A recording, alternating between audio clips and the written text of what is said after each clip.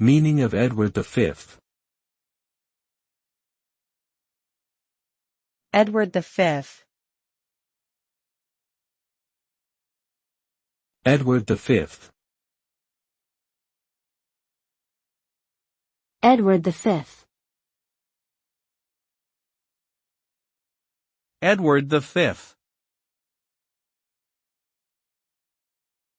Edward V refers to Edward Plantagenet, the eldest son of King Edward IV of England.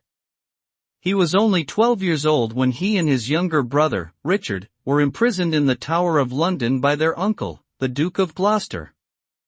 Edward V was supposed to be crowned king, but his uncle declared him illegitimate and took the throne for himself, becoming King Richard III. The fate of Edward V and his brother remains a mystery and has been the subject of much speculation and controversy throughout history.